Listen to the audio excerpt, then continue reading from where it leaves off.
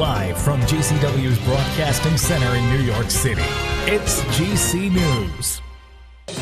युवाओं में बढ़ते स्ट्रोक के मामले पर अग्रिम institute of neuro sciences Artemis अस्पताल ने किया जागरूकता सत्र। जी हां, दुनिया भर में स्ट्रोक के मामले में बढ़त के चलते मेडिकल सेंटर्स समय समय पर जागरूकता बढ़ाने के लिए कुछ प्रोग्राम करते रहते हैं। अब विश्व स्ट्रोक दिवस 2023 से पहले अग्रिम institute of neuro sciences Artemis अस्पताल के डॉक्टरों ने हाल ही के दिनों में स्ट्रोक की बढ़ती चिंता को दूर करने के लिए एक जागरूकता सत्र आयोजित किया। इसमें युवाओं में स्ट्रोक के मामले में बढ़त पर जोर दिया गया। इस सत्र का नेतृत्व आर्टेमिस अग्रिम इंस्टीट्यूट ऑफ न्यूरो साइंसेज के स्ट्रोक यूनिट के सह प्रमुख और न्यूरो इंटरवेंशन के डायरेक्टर प्रमुख विपुल गुप्ता ने डॉक्टर राज श्रीनिवास पार्थसारथी के साथ किया। इन्होंने अपने समय पर सही इलाज करने वाले मरीज के केस के बारे में बताया, जिसमें विशेष AI सॉफ्टवेयर की महत्वपूर्ण भूमिका रही।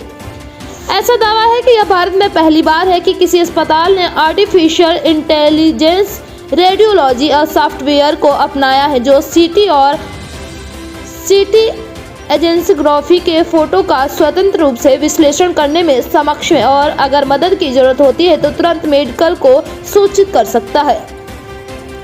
वहीं आर्टेमिस अस्पताल स्ट्रोक के इलाज को बेहतर बनाने, अत्याधुनिक तकनीक का उपयोग करने और छोटे शहरों तक अपनी पहुंच बढ़ाने की प्रतिबद्धता व रोगी के परिणामों में सुधार लाने का उदाहरण है, जिससे स्ट्रोक के मरीजों को पूरी तरह ठीक किया जा सके।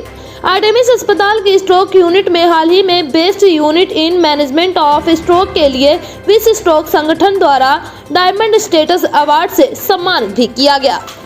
यहाँ पे चला गया, पर एक और चीज थी इमेजिंग वर्ल्ड ओवर में देखा गया। जो इमेजिंग का बड़ा डिसीजन होता है कि स्पेशल इंटरवेंशन होना चाहिए, CT हमारा एंजियोग्राफी, आप रेडियोलॉजिस्ट पे रिलाई करेंगे, रात को कोई है आधे घंटे में देखने आया और हमारा विंडो चला गया।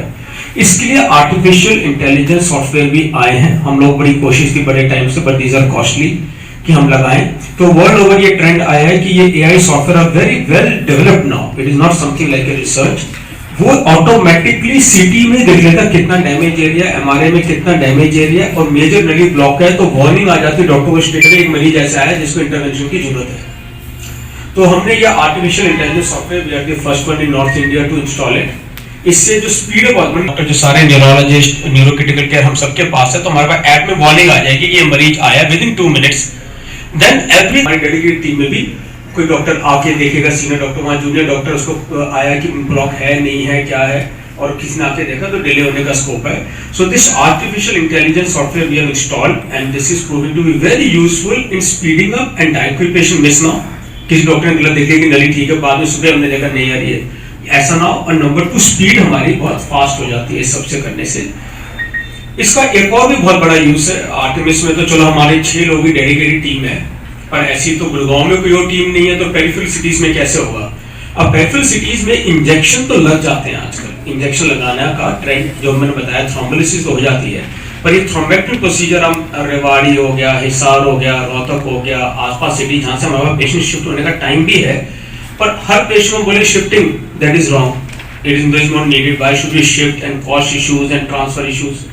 पर मिस हो जाए, 4 घंटे भी लेट हुए तो केस का टाइम निकल गया, गोल्डन आवर्स जो होते हैं वो निकल जाते हैं। इसलिए हमने ये एग्रीमेंट किया कि सॉफ्टवेयर साइड बाय साइड हमने एग्रीमेंट में लिया है कि 4-5 पेरिफेरल सेंटर्स में भी लगाएंगे, और हर जगह हम लोग ऐसे स्ट्रोक सेंटर से टाई अप किया हमने, जैसे हिसार में करके आए, रोहतक में करके आए, कि वो लोकल थ्रोम्बोलिसिस सेंटर ज्यादा आए मरीज और उनके रेडियोलॉजी में सॉफ्टवेयर इंस्टॉल्ड है, तो हमें यहीं पे वार्निंग आ जाएगी। So this speeds up the process, particularly जहां पे रेडियोलॉजिस्ट और पर्टिकुलरली न्यूरो रेडियोलॉजिस्ट बहुत कम है, they can speed up and everything. So again in an attempt to benefit more and more patients, as मैंने बताया हम लोग इस तरफ पहुंचे हैं। एंड हमने just to make you believe कि how much patients can improve, हमारी एक पेशेंट भी पीछे आई हैं, शी इज यंग लेडी, एक बारी मैडम हिमलता। मेरे पास 2 इम्पोर्टेंट क्वेश्चंस पूछते हैं जब भी पेशेंट्स आते हैं। पहले क्वेश्चन पूछते हैं कितनी देर लगता है या कितनी देर सर्वाइव कर सकता है ये ब्रेन सेल ऑक्सीजन के बिना। तो हमको पता है कि 4 से 6 मिनट तक ऑक्सीजन नहीं पहुंच पाया देन वो ब्रेन सेल का डेथ हो जाता है। तो ऐसा डेथ हुआ brain cell can it regenerate, मतलब वापस आ सकता है, नहीं आ सकता है। तो हमारे शरीर में 2 चीजें जो रीजेनरेट नहीं कर पाता, जो हार्ट का मसल है, ब्रेन का मसल है, ब्रेन का सेल्स है। तो therefore immediate treatment is the key to prevent that death happening. Okay, so इसके लिए दो तरीके हैं, एक तो इंट्रावेनस थ्रोम्बोलिसिस जो मेडिकल ट्रीटमेंट है, एंड दूसरा पैर के रास्ते से क्लॉट को निकालने के लिए तरीके होते हैं. But important thing is there are many risk factors. The first and foremost I would say is the diet.